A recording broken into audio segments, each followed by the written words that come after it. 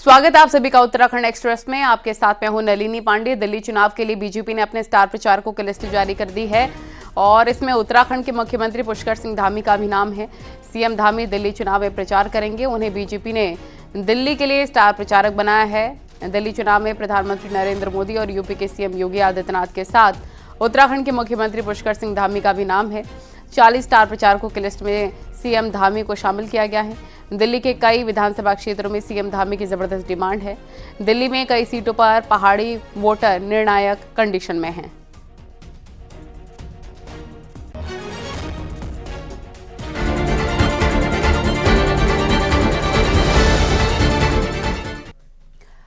सबसे पहले बात करते हैं आज की बड़ी खबर की। तो बीजेपी ने पहली बार निकाय चुनाव के लिए घोषणा पत्र जारी कर दिया। संकल्प पत्र से बीजेपी ने अपने वादे जारी किए और बड़ी बात यह है कि 11 नगर निगम के लिए अलग अलग 11 संकल्प पत्र जारी हुए। मुख्यमंत्री पुष्कर सिंह धामी ने देहरादून में संकल्प पत्र जारी किया। कहा कि ये बीजेपी की गारंटी है और डबल इंजन की सरकार को ट्रिपल इंजन की सरकार बनाएंगे।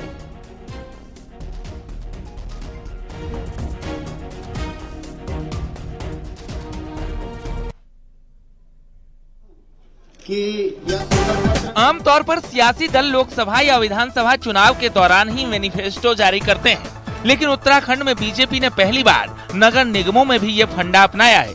बीजेपी दफ्तर में मुख्यमंत्री पुष्कर सिंह धामी ने 11 नगर निगमों के लिए अलग अलग संकल्प पत्रों का विमोचन किया और कहा कि ये विकास के रोड मैप का बीजेपी की गारंटी का पत्र है। हमने 11 के 11 नगर निगमों का अपना संकल्प पत्र की हम किस प्रकार से उन शहरों का विकास करेंगे, वहाँ का कूड़ा प्रबंधन करेंगे, वहाँ पर स्मार्ट सिटी की तर्ज पर किस प्रकार से वहाँ सीवरेज अन्य व्यवस्थाएं सुनिश्चित करेंगे, ग्रीन सिटी बनाएंगे, क्लीन सिटी बनाएंगे और हर दृष्टि से उस निकाय क्षेत्र में रहने वाले सभी लोगों को सभी सुविधाएं मिलें, एक अच्छा जीवन उनका हो। यह हमारा संकल्प पत्र इसी दिशा में जो है पूरी तरह से विस्तार से जनता के समक्ष प्रस्तुत है। संकल्प पत्र में सभी नगर निगमों के लिए कुछ कॉमन वादे भी हैं, जिनमें नगर निगमों में लिए जाने वाले कर शुल्क की समीक्षा के लिए समिति का गठन करने, निगम में शामिल हुए नए ग्रामीण क्षेत्रों को अतिरिक्त करों में छूट देने, स्मार्ट पार्किंग बनाने जैसी घोषणाएं शामिल हैं। इसके अलावा हर निगम के लिए वहां की जरूरत के मुताबिक वादे किए गए हैं। देहरादून नगर निगम की बात करें तो 100% कार्बन न्यूट्रल परिवहन सिस्टम लागू करने का वादा किया गया। इलेक्ट्रिक व्हीकल इंफ्रा को बढ़ावा देने की बात की है तो झुग्गियों के नियमितीकरण का भी संकल्प लिया गया है। हल्द्वानी नगर निगम में तहसील परिसर में बहुउद्देशीय बिल्डिंग, आधुनिक बस स्टैंड, नैनीताल और कालाढूंगी रोड पर चौड़ीकरण करने का वादा किया गया है। कोटद्वार नगर निगम में कंडी मोटर मार्ग और चिल्लर खाल रोड निर्माण को प्राथमिकता देने का वादा है तो नई सब्जी मंडी की स्थापना की भी बात कही है।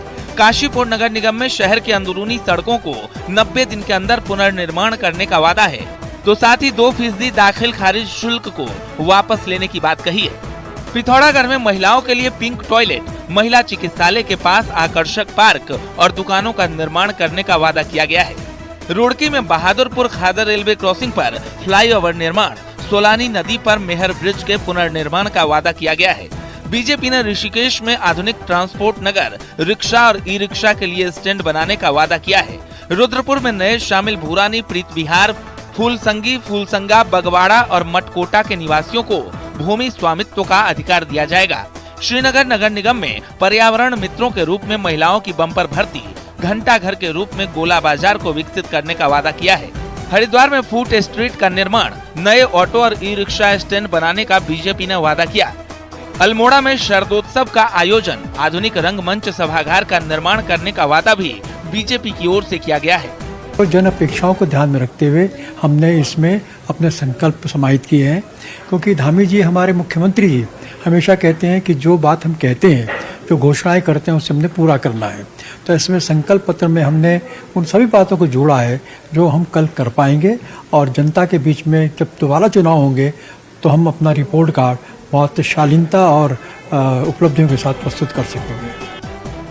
बीजेपी ने इसके अलावा प्रदेश लेवल पर एक उपलब्धि पत्र भी जारी किया है, जिसमें यूनिफॉर्म सिविल कोड को टॉप प्राथमिकता पर रखा गया है। सरकार ने एम्स का सैटेलाइट सेंटर से लेकर पति पत्नी दोनों को वृद्धावस्था पेंशन देने जैसी उपलब्धियों को भी इसमें शामिल किया है। देहरादून से न्यूज 18 के लिए सुनील नप्रभात की रिपोर्ट। निकाय चुनाव के लिए पहली बार बीजेपी ने विजन डॉक्यूमेंट जारी किया है, तो विजन डॉक्यूमेंट जारी होते ही बवाल भी शुरू हो गया। ये बवाल क्या है, इस रिपोर्ट में देखिए।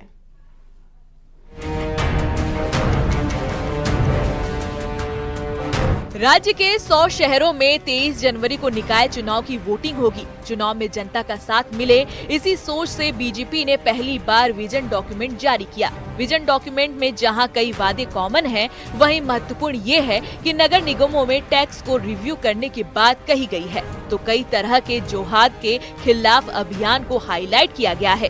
कांग्रेस को लगता है कि बीजेपी चुनाव को सांप्रदायिक करना चाहती है, तो सोशल एक्टिविस्ट भी चाहते हैं कि मुद्दों पर बात हो।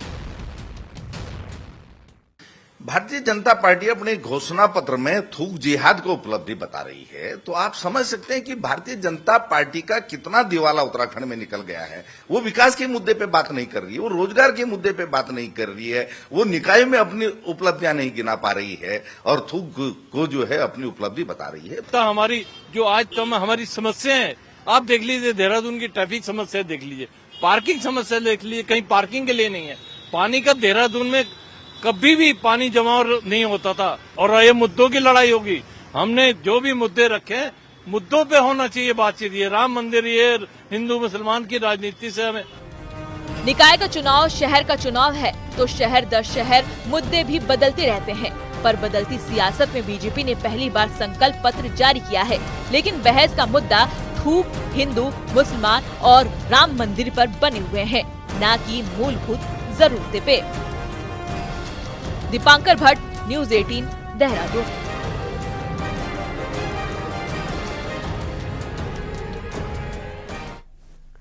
तो निकाय चुनाव को लेकर मुख्यमंत्री पुष्कर सिंह धामी मिशन मोड में जुट गए हैं और सीएम का ताबड़तोड़ चुनाव प्रचार भी जारी है। सीएम पुष्कर सिंह धामी ने जोशीमठ में चुनाव प्रचार किया और जनता से बीजेपी के पक्ष में वोट की अपील की। इस दौरान सीएम धामी ने कहा कि राज्य में हर क्षेत्र में विकास कार्य हो रहे हैं।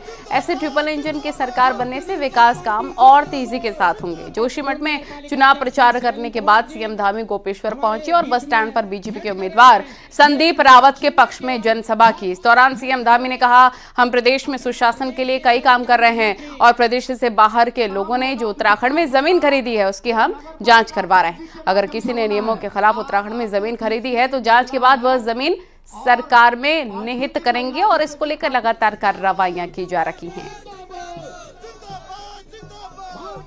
हर वायदा पूरा कर रहे हैं। जैसे हमने कहा था, हम 1 साल के अंदर जो गरीब परिवार हैं, अंत्योदय के परिवार हैं, उनको हम 3 गैस के सिलेंडर मुफ्त रिफिल करेंगे, उनको भरेंगे। तो हमारी सरकार ने ये योजना लागू की है। हमने कहा था हम सबसे पहले समान नागरिक संहिता का कानून बनाएंगे। हमने समान नागरिक संहिता का कानून बनाया है। हमने कहा है हम दूर दराज के इलाकों तक, सीमांत क्षेत्रों तक विकास को ले जाएंगे। हम वो सब काम कर रहे हैं और राज्य की जो डेमोग्राफी है उसको सुरक्षित करने के लिए भी काम कर रहे हैं। राज्य के मूल अस्तित्व से छेड़छाड़ न हो, यहाँ पर जो है किसी प्रकार की हमारी ज़मीनों की बंदरबांट न हो, उसके लिए हम सख्त भू कानून भी ला रहे हैं। हम धर्मांतरण रोधी कानून लाए हैं, दंगा रोधी कानून लाए हैं। हम अनेक काम आज राज्य के लिए कर रहे हैं। नकल विरोधी कानून हमने बनाया। और सीएम पुष्कर सिंह धामी ने टिहरी के मुनि की रेती में नगरपालिका अध्यक्ष प्रत्याशी बीना जोशी के समर्थन में जनसभा की। इस दौरान सीएम धामी ने कहा कि हम यूसीसी वाले पहले राज्य हैं। हमने बाबा साहेब अम्बेडकर के सपनों को साकार किया। मुख्यमंत्री ने कहा उन्हें पूरा भरोसा है कि निकाय चुनाव में बीजेपी की बम्पर जीत होगी। यहाँ पर इन दोनों ही जगह पर भारतीय जनता पार्टी का बोर्ड बनाए, जिससे कि जो है ट्रिपल इंजन लगेगा और यहाँ का विकास भी तेज गति से आगे बढ़ेगा। हमारे आदरणीय मंत्री सुबोध उनियाल जी इस क्षेत्र को आगे बढ़ाने के लिए अनेक काम कर रहे हैं और नीचे बोर्ड भी भारतीय जनता पार्टी का होगा तो विकास और तेज गति से आगे बढ़ेगा। शहर के सटीक समीकरण में आज बात होने जा रही है श्रीनगर नगर निगम की। यहां बीजेपी कांग्रेस के साथ निर्दलीय उम्मीदवार भी चुनावी रण में है। यहां पर जनता की जरूरतें क्या हैं, शहर का समीकरण क्या है, इस रिपोर्ट में देखिए।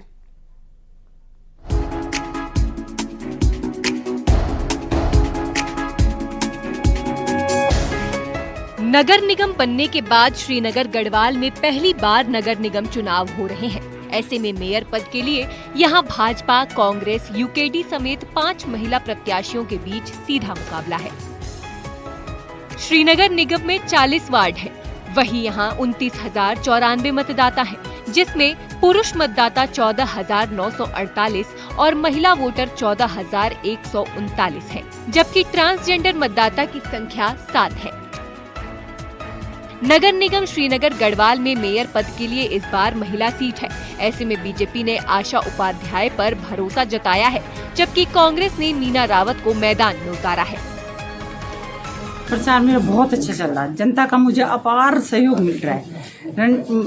वो समस्या यहाँ है, सबसे पहले पानी की, नाले, सड़क, लाइट, इन सब को ज्यादा ध्यान दिया जा रहा है। इन सब को नोट करते हुए चल रहे हैं। इन सब की चीजों को, इन समस्याओं को सबसे पहले हल किया जाए। बहुत अच्छा रिस्पॉन्स मिल रहा है जनता का, और समस्याएं तो हमें काफी गलियों में देखने को मिल रही है। कहीं सीवर की दिक्कत है, कहीं कूड़े कचरे ढेर लगे हुए हैं, कहीं जो है नालियां जो है जाम हो रखी हैं, सड़कें खराब हैं, आवारा पशु दुनिया भर के जो है गंदगी में घूम रहे हैं। चुनौतियां तो लंबी चौड़ी हैं हमारे पास, और यहाँ पे अभी श्रीनगर नगर निगम क्षेत्र में 40 वार्ड हैं, और मैं 40 वार्ड पे जहाँ जहाँ भी गई हूँ वहाँ बहुत सारी समस्या हैं। रास्ते को लेकर है, नालों को लेकर है, जो बरसाती नाले घर घर तक आ रखे हैं और रास्ते नहीं बने हुए हैं, लाइट की समस्याएं हैं, लोग बहुत परेशान हैं।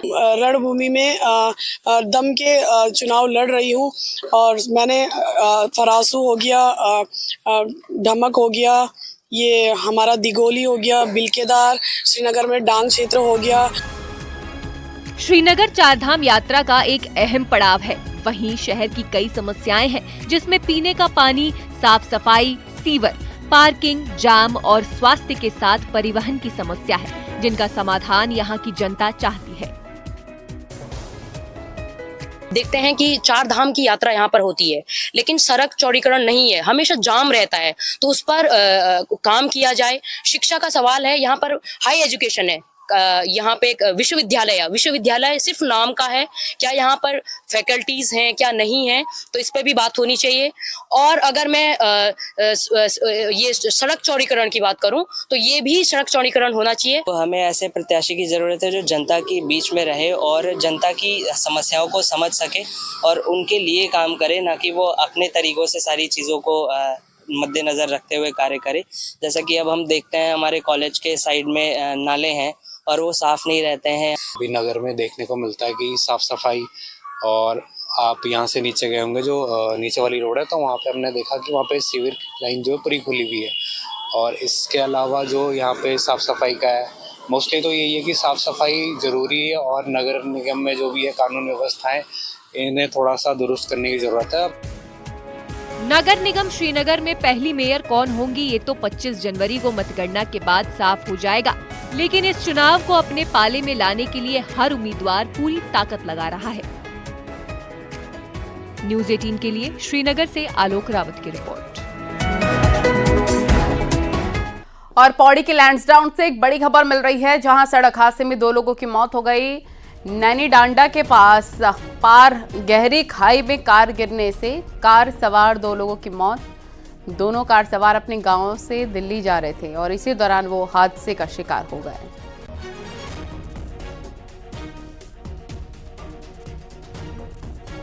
उत्तरकाशी में मोरी के जखोल में सवारी से भरी बस बेकाबू होकर पलट गई। इसमें 30 लोग सवार थे। गनीमत रही कि बस खाई में जाने से पहले अटक गई और एक बड़ा हादसा टल गया। हादसे में 7 लोग घायल हुए हैं। इन्हें मोरी हॉस्पिटल में भर्ती करवाया गया है।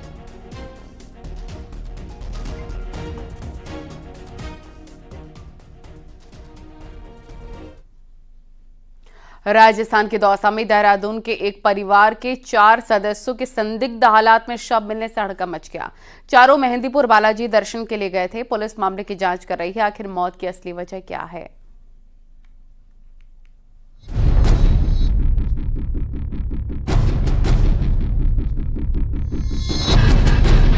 देहरादून का रहने वाला एक परिवार दौसा में मेहंदीपुर बालाजी दर्शन के लिए पिछले हफ्ते गया था, जिसमें पति पत्नी और उनके बेटा बेटी भी थे। वो दौसा की एक धर्मशाला के कमरा नंबर 119 में रुके थे। उन्हें देहरादून वापस लौटना था, लेकिन इससे पहले कि वो राजस्थान से निकलते उनकी मौत की खबर आ गई। चारों का शव धर्मशाला के इसी कमरे में मिला। दौसा के मेहंदीपुर बालाजी में धर्मशाला के रूम नंबर 119 में 400 मिलने के मामले में अभी तक ये पता नहीं लग सका है कि चारों की मौत कैसे हुई है।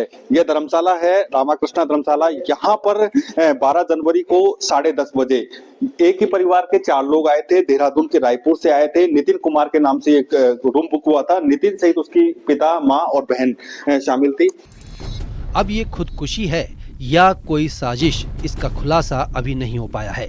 मृतकों की पहचान सुरेंद्र उपाध्याय, उनकी पत्नी कमलेश, बेटा नितिन और बेटी नीलम के तौर पर हुई है। वो रायपुर के चकतुनवाला में रहते थे। उनकी मौत से पड़ोसी भी हैरान हैं। आज उन्हें आना था बुध को। अच्छा, आज वापस आना था? हाँ। तो लास्ट बातचीत कब हुई थी आपकी उनसे? उस दिन गए हुए। अच्छा, जिस दिन गए थे। हाँ। वहीं राजस्थान पुलिस मामले की जांच पड़ताल कर रही है। दून पुलिस को भी खबर दी गई, जिससे वहां भी छानबीन शुरू हो गई।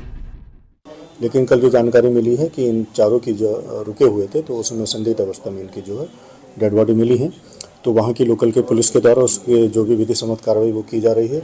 और हमारे द्वारा कल रात इनके परिजनों को पूरी स्थिति से अवगत करा दिया गया था। राजस्थान पुलिस से भी इनका टाइप करवा दिया गया था, तो इनके परिजन वहाँ के लिए रवाना हो गए हैं। कहा जा रहा है कि मंगलवार मकर संक्रांति के दिन सुबह सभी ने बालाजी महाराज के दर्शन कर लिए थे, जिसके बाद वो धर्मशाला में लौट आए थे। अब पोस्टमार्टम के बाद ही मौत का सच बाहर आ सकेगा। दौसा से आशीष शर्मा के साथ ब्यूरो रिपोर्ट, न्यूज़ 18।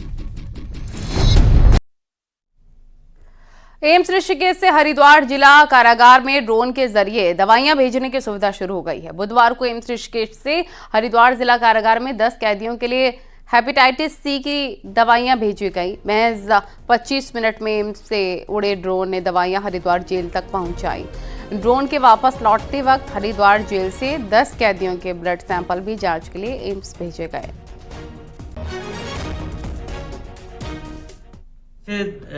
दवाई ड्रॉप करने की भी सुविधा यहाँ कारागार में स्टार्ट हो चुकी है।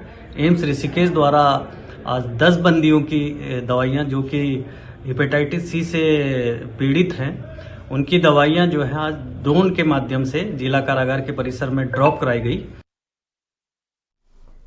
उत्तराखंड जलागम विभाग में जड़ें जमाकर बैठे अफसरों की कहानी हमने आपको दिखाई थी। अब कांग्रेस इसे जलागम में करप्शन बताकर विभागीय मंत्री और सचिव की भूमिका की जांच की बात कह रही है। तो आने वाले सत्र में मुद्दा सदन में भी गूंजेगा। वहीं विभागीय मंत्री व्यवस्था को सही बता रहे हैं।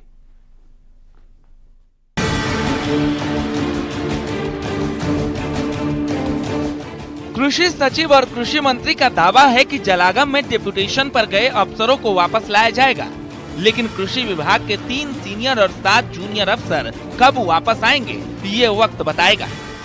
जो काम जलागम में 20 साल से नहीं हुआ, क्या इस बार हो पाएगा? जलागम में विभागीय मंत्री सतपाल महाराज हैं, तो मुख्य परियोजना निदेशक अपर मुख्य सचिव आनंद वर्धन है। तो क्या जलागम विभाग इस बार कृषि विभाग का आदेश मानेगा? जलागम मंत्री सतपाल महाराज के मुताबिक विभाग में 1000 करोड़ का वर्ल्ड बैंक का प्रोजेक्ट है, जिससे किसानों के काम होंगे, इसलिए जरूरी है कि अफसर बने रहें। जलागम में पैसा आ रहा है हमारे पास, वर्ल्ड बैंक का करीब 1000 करोड़ आया है, तो उसको हम इस्तेमाल करेंगे और उसका यूज करेंगे और बहुत कुछ उसके अंदर अच्छा हो रहा है। तो मैं समझता हूँ वहां पर भी अच्छा पोटेंशियल है और निश्चित रूप में उत्तराखंड का उससे काफी वृद्धि हुई है। आपने देखा होगा कीवी है, ड्रैगन फ्रूट्स हैं, ये पहाड़ में लगने शुरू हो गए हैं और काफी इसमें उत्पाद बढ़ा है और किसानों की आय बढ़ी है। तो डेपुटेशन पे जो अधिकारी आप मानते हैं वापस जाना चाहिए या रहना चाहिए? कृषि से नहीं, रहना चाहिए, मैं समझता हूँ रहना चाहिए। किसानों का भला जलागम विभाग भी करना चाहता है और कृषि विभाग भी, लेकिन कांग्रेस को जलागम में डेपुटेशन के पीछे असली खेल पैसे और करप्शन का दिखता है, किसान नहीं।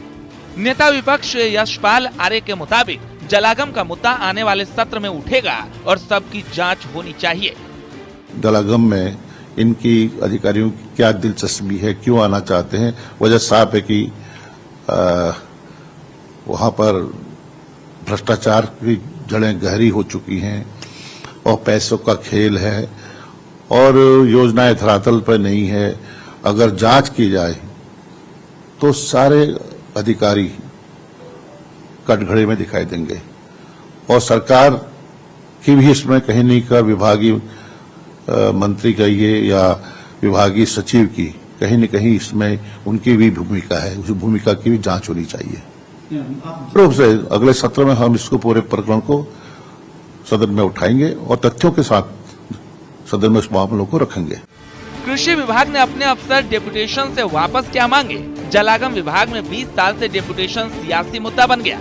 जलागम मंत्री अफसरों को वापस देने से मना कर रहे हैं, तो कृषि मंत्री के सामने अफसरों की वापसी करवाना साख का सवाल है। वही विपक्ष डेपुटेशन को करप्शन से जोड़कर अफसरों से लेकर मंत्री की भूमिका की जांच की मांग कर रहा है। दीपांकर भट्ट, न्यूज 18, देहरादून।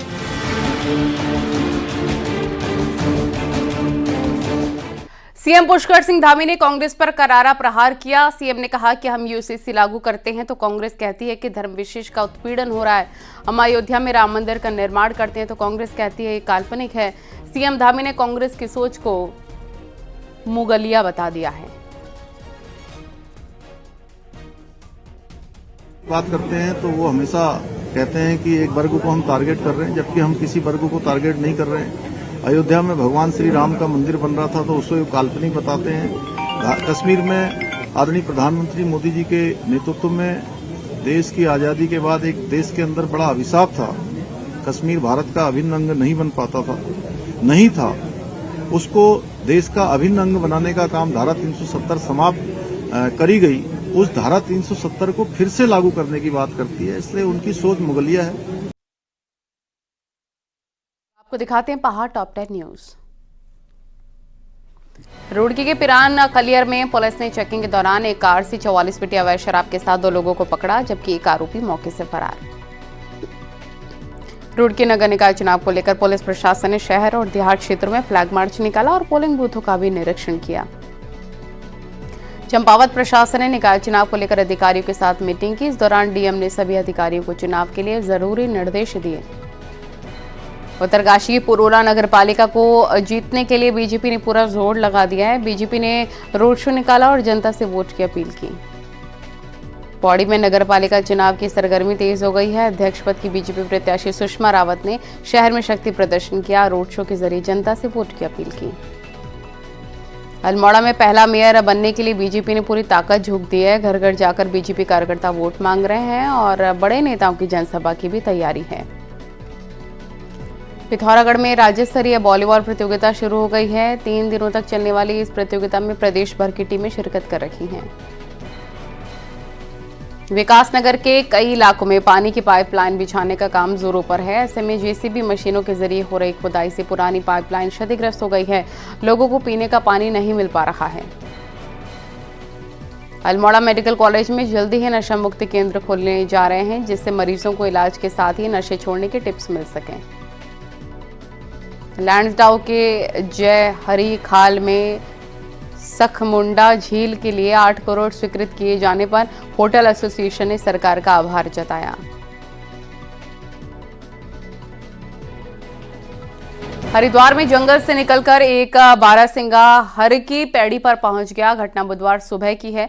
हर की पैड़ी के ब्रह्मकुंड पर पहुंचा बारहसिंगा यहां उछल कूद करता हुआ नजर आया, जिसे देखकर वहां मौजूद लोगों में अफरा तफरी मच गई। हालांकि सूचना पर मौके पर पहुंची वन विभाग की टीम ने बारहसिंगा का रेस्क्यू किया, उसे जंगल में छोड़ दिया गया है।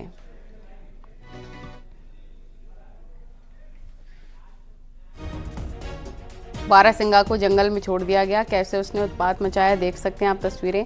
हर की पैड़ी पर आया है ये बारहसिंगा।